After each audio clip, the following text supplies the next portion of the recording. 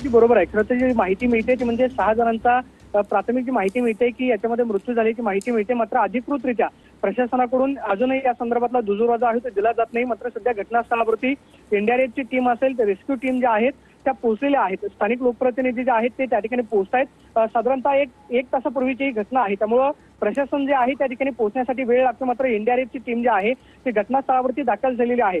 आपल्याला माहिती आहे की आज रविवार आहे आणि पर्यटन ठिकाणी मोठ्या प्रमाणावरती गर्दी जी आहे रविवारच्या दिवशी पर्यटकांची होत असते आणि हा कुंडमाळा जो आहे त्याच्या बाजूला जो पूल बांधण्यात आलेला आपल्याला व्हिडिओमध्ये दिसतोय, हा पूल जो आहे तो कुंडमाळ्यापासून आजूबाजूला वाहण्यासाठी आजूबाजूला क्रॉस करण्यासाठी हा पूल जो आहे तो बांधलेला आहे। मात्र या पुलावरती मोठी गर्दी जी आहे ती आपल्याला पाहायला मिळाली आणि या पुलावरती कदाचित भार जो आहे तो सहन झाला नसल्या कारणानं हा पूल जो आहे तो पडला असण्याची शक्यता आहे। मात्र पुलावरती जेवढे लोक होते जे कुंडमाळा पाहण्यासाठी आलेले होते ते थेट पाण्यामध्ये वाहून गेले।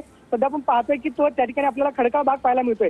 पाण्याचा प्रवाह जो आहे इंद्रायणीचा तो सुद्धा मोठ्या प्रमाणावरती आहे, कारण गेल्या 8 दिवसांपासून पुणे जिल्ह्यामध्ये मुसळधार पाऊस पडतोय, त्यामुळे नद्या प्रवाहित झालेल्या आहेत। मात्र या दुर्घटनेमध्ये सुदैवानं आपण हीच प्रार्थना करूया की जे वाहून गेलेले आहे ते सुखरूप आहेत का, त्या संदर्भातलं रेस्क्यू जे आहे ते थोड्या वेळात सुरू होईल। एनडीआरएफची टीम जी आहे ती घटनास्थळावरती दाखल झालेली आहे। मात्र पुणे जिल्ह्यामध्ये अशा अनेक पर्यटन स्थळ आहेत त्या ठिकाणी रेस्क्यूच्या टीम ज्या आहेत त्या पावसाळ्याच्या काळामध्ये तैनात नसतात, त्यामुळे रेस्क्यू टीम जी आहे त्या ठिकाणी पोहोचण्यासाठी काहीसा वेळ लागतो। मात्र एनडीआरएफची टीम जी आहे ती घटनास्थळावरती दाखल झालेली आहे। जवळपास 20 ते 25 जण याच्यामध्ये वाहून गेल्याची सध्या प्राथमिक माहिती मिळते।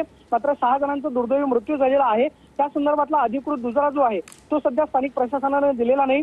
जिल्हाधिकारी असतील किंवा तिथले स्थानिक तहसीलदार आहेत त्यांच्या माध्यमातून अधिकृतरित्या माहिती जी आहे ती काय दिली जाते पण महत्त्वाचं असणार आहे किंवा पूल जो आहे तो नक्की कोसळण्याचं कारण काय, जर कदाचित हा पूल नव्यानं उभा राहिला असेल तर त्याचं कंस्ट्रक्शन जे आहे ते चांगलं होतं की नव्हतं या संदर्भातली सुरुवात जी आहे शहानिशा काही वेळानंतर केली जाईल। मात्र आता सध्या प्रायोरिटीवरती जे आहे ते जिल्हा प्रशासनासमोर आव्हान आहे की जे वाहून गेलेले आहेत त्यांना लवकरात लवकर बचाव कार्य करणं, नदीमधून बाहेर पाडणं, कारण नदीचा प्रवाह जो आहे तो सुद्धा मोठ्या प्रमाणावरती पाहायला मिळतोय। त्या ठिकाणी खातखळगे जे आहे ते सुद्धा मोठ्या प्रमाणावरती आहे, त्यामुळे काही जण त्याच्यामध्ये सुद्धा अडकले असण्याची शक्यता नाकारता येत नाही। 20 ते 25 जण वाहून गेले असतील तर ही मोठी दुर्घटना म्हणावी लागेल। सध्या जिल्हा प्रशासनाकडून रेस्क्यू टीम जे आहे ते त्या ठिकाणी पोहोचवल्या जात आहेत। एनडीआरएफची टीम घटनास्थळावरती दाखल झालेली आहे आणि जे वाहून गेलेले आहे त्यांचा शोधकार्य जे आहे ते सध्या सुरू झालेलं आहे। स्थानिक लोकप्रतिनिधी सुनील शेळके जे आहे ते काही वेळात त्या ठिकाणी पोहोचतायत, त्यानंतर त्यांच्याकडून या संदर्भातली अधिकृत माहिती जी आहे ती दिली जाईल। मात्र जी माहिती मिळते 6 जणांचा प्राथमिकरित्या दुर्दैवी मृत्यू जो आहे तो झाल्याची माहिती मिळते।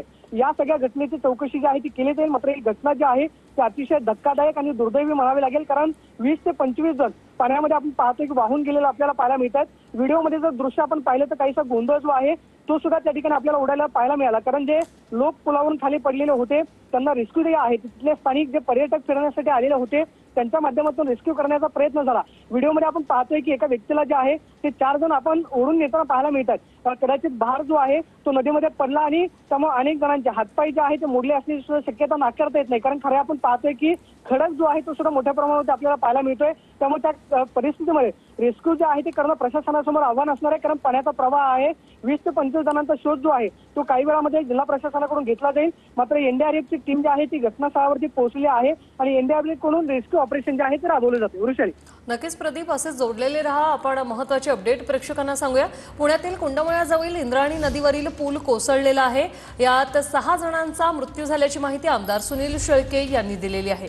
कुंडमाळा पूल कोसळला आणि यात 20 ते 25 पर्यटक वाहून गेल्याचीही भीती वर्तवण्यात आली। यात 6 जणांचा मृत्यू झाल्याची माहिती खुद्द आमदारांनी दिली। थोड्याच वेळात सुनील शेळके हे या ठिकाणी दाखल होणार आहेत। एनडीआरएफची टीम देखील बचाव कार्यासाठी या ठिकाणी सध्या दाखल झालेली आहे। कुंडमाळा ओलांडण्यासाठी या पुलाचा वापर व्हायचा आणि हाच पूल सध्या कोसळलेला आहे। 20 ते 25 जण वाहून गेलेले आहेत। हा परिसर खडकाळ असल्यामुळे आता बचाव कार्यासाठी मोठं आव्हान असणार आहे प्रशासनापुढे। एनडीआरएफची टीम असेल, स्थानिक प्रशासन असेल, सध्या या ठिकाणी दाखल झालेलं आहे आणि बचाव कार्य जे आहे ते युद्ध पातळीवर सुरू आहे।